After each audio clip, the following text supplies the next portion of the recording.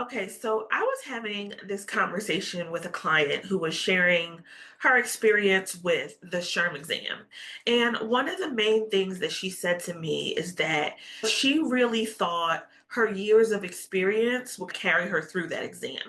She said she did do some reviewing. She downloaded the SHRM Basque and kind of read through that. She did the couple practice questions, but she really felt, I've been doing this for X plus years. I've kind of done all the roles and I should be good. And one of the things she was sharing with me now was that she realized that she was not quite prepared for the way that SHRM asks their questions. Because we have to remember, they're not just testing whether or not you know the facts. Right? They're testing how you think. They're testing how you're going to lead.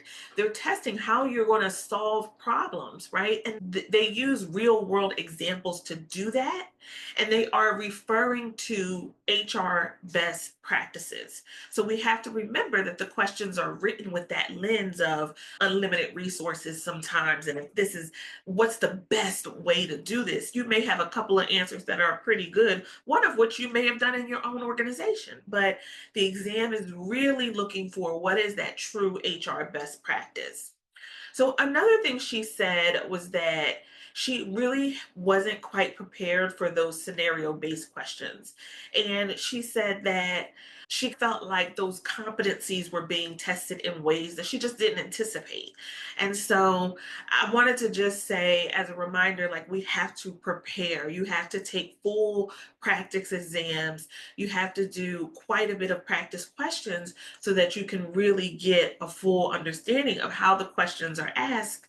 And once you get into a rhythm of doing them, you will start to see some similarities. Okay.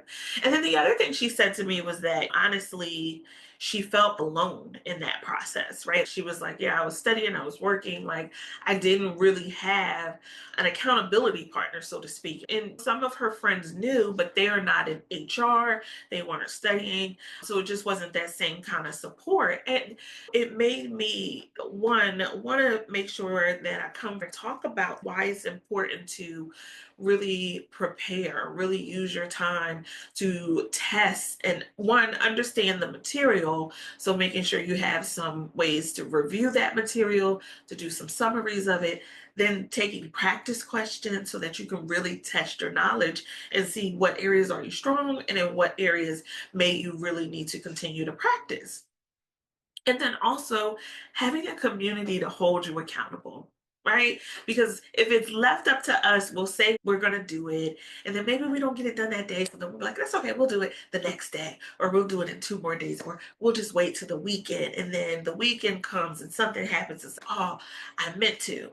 And you look back and you haven't really studied. Maybe you studied once here or twice there, but you haven't really put in that consistent work that's needed to pass an exam like this. If you are looking for a free community to join with other professionals, both HR and some who are studying and some who are just interested, we share tips, we share resources, we talk about best practices in studying, things to remember, key terms, how to use the Basque, and really even just resources that are out there to really help you prepare, whether you self-study or group study. So if this sounds like something that you might be interested in, I will drop the link in the description below so that you can join us and check it out. Let me know in the comments, like what exam are you studying for? I would love to cheer you on. Thank you for watching this video. Like, comment, and subscribe. And if you have any questions, drop them in the comments below. I would love to connect with you all. All right, have a good one.